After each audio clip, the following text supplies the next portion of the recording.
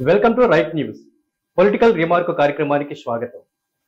ఆంధ్రప్రదేశ్ మాజీ ముఖ్యమంత్రి వైఎస్ జగన్మోహన్ రెడ్డి అక్రమాస్తుల కేసుల్లో మళ్లీ కదలిక వచ్చింది.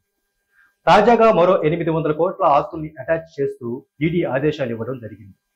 ఇంతవరకు బాగానే ఉన్నా అసలు ఈ కేసులు మొదలై ఇప్పటికి 13 ఏళ్లు దాటినా కనీస విచారణ కూడా ప్రారంభం కాకపోవడం పట్ల అటు రాజకీయ విశ్లేషకుల దగ్గర నుండి ఇటు సామాన్య ప్రజల వరకు ఆందోళన వ్యక్తం చేస్తున్నారు. ఈ కేసుల్లో ఏం జరుగుతోంది, ఇన్ని వేల కోట్ల ప్రజాధనం దుర్వినియోగం జరిగిందని అంటూనే కేసును సాగదీయటం పట్ల పలు అనుమానాలు వ్యక్తమవుతున్నాయి. భారతీయ న్యాయశాస్త్రం ప్రకారం 10 మంది దోషులైన తప్పించుకోవచ్చు, కానీ ఒక్క నిర్దోషికి కూడా శిక్ష పడకూడదన్న సిద్ధాంతం వరకు బాగానే ఉంది.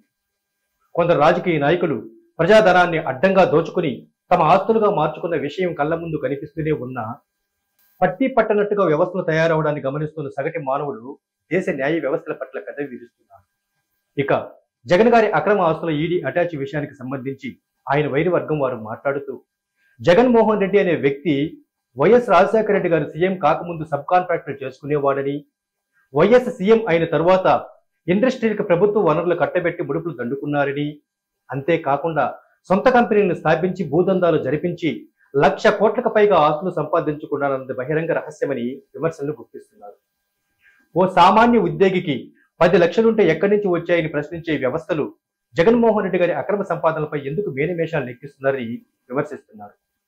క్రిమినల్ మైండ్ సెట్ ఉండి లార్జ్ స్కేల్లో దోపిడీ జరిగిందనంటూనే, అలాగే అక్రమ ఆస్తిని అటాచ్ చేస్తూనే కనీసం విచారణ కూడా మొదలు పెట్టినందువల్లనే జగన్ గారు సీఎం అయ్యి మరింత దోపిడీ చేశారని, ఈ దోపిడీకి పరోక్షంగా వ్యవస్థనే బాధ్యత వహించాలని వారు అంటున్నారు.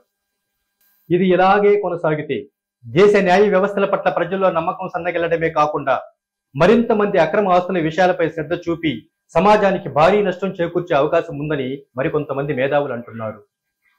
ఇక వైఎస్ఆర్ కాంగ్రెస్ పార్టీ నాయకులు జగన్ గారి శ్రేయోభిలాషులు మాట్లాడుతూ, మా జగనన్న అగ్నిగణికితో సమానమని, అవినీతి మరక అంటని మహానాయకుడిని కొనియాడుతూ, మా నాయకుడంటే గిట్టని వారు అక్రమ ఆస్తుల గురించి మాట్లాడతారు తప్ప నిజంగా ఆయనలో తప్పుంటే ఎందుకు నిరూపించలేకపోతున్నారని జగన్మోహన్ రెడ్డికి వంతపాడుతున్నారు.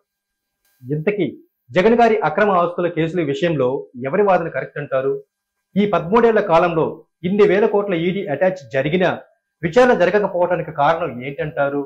నిజంగా వ్యవస్థలే బాగాలేవా, లేక ఈ కేసులు వెనక ఇంకేమైనా అదృశ్య హస్తం ఉందా? మీ అభిప్రాయాన్ని కామెంట్ చేయండి. మా రైట్ న్యూస్ ఛానల్ సబ్స్క్రైబ్ చేయండి. ధన్యవాదాలు.